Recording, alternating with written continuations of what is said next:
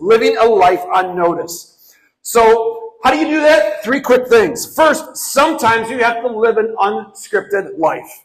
What I mean by that is, so many times we have a plan in the day, and that plan is, I'm just going to live my life. I'm going to do my stuff. I'm going to be about me. And you're so focused on you. You don't see and notice things. And then when you see and notice, you don't act. And it happens all the time.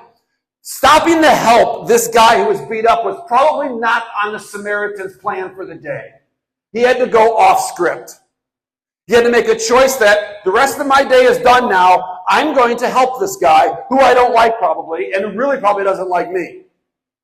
He stopped what he wanted to do and started to do what he needed to do. And that's a hard challenge for us.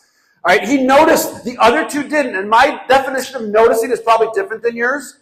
Mine involves action. It involves empathy. It involves doing something. And it's not that we're all bad people. It's just so much of us are focused on us and not wanting to get involved or not knowing what to do. And how many times do you walk through these halls and maybe see someone who's down, crying, scared, alone?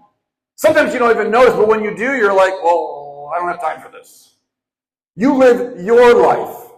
And every once in a while, it's time to go off script.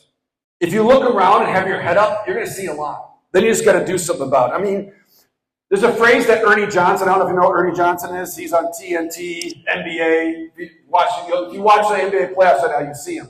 He has this phrase which I like. What if you decided to wake up today and just decided to try and make one person's life better? Just one. What a different world we would live in. Can you imagine? That was your mentality, just to make one person's life better. And it's not that hard. Just have your head up. The second thing to do is sometimes you need to choose to lead to live a life that notices them.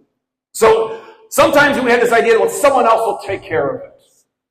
Someone else is better equipped. I don't do feelings. Not my deal. I mean, guys talk about that all the time. I don't do feelings. I'll talk about chainsaws, but I don't want to talk about feelings. I'll talk about rims and what kind of engine you got. Ratchets. I mean, wings. But I don't do feelings. Someone else will take care of that. We can't have that mentality.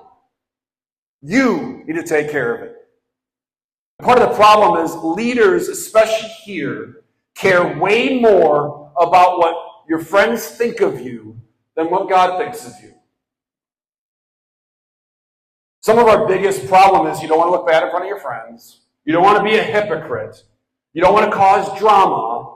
You don't want to be one of those people. You don't want to be a rat. You don't want to be a sellout. You don't want to break the code, which the code has changed over my 25 years. It's still kind of the same. It's really dumb, but you can do it. You choose loyalty over leadership. And there's something admirable about loyalty, but there's something when it's a misplaced loyalty. That's where it's extremely unhealthy. Your loyalty is to God, to the gospel, to truth, to service, to helping, not to friends who are going down wrong paths. That's not loyalty. Being a servant should be just what we do. The focus shouldn't be on yourself. Get over yourself. It's about others. It's about having a head up and see what needs to be done and do it, not for a checklist, not for a pat on the back, because it's what we do. I mean, if you look around, you'll find 1,000 opportunities just to be a servant today. Look for ways just to be a servant every day. What you're going to find out when you do that, your thoughts and focus gets off of you onto others.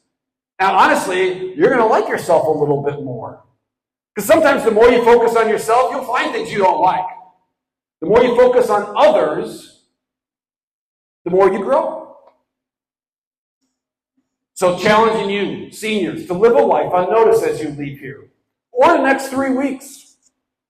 All right? John Ortberg has a great line, if you're not dead, you're not done. We're not done. All right, we got weeks left. Some of you got years left. It's time to step up. It's time to get the focus off of us and onto others.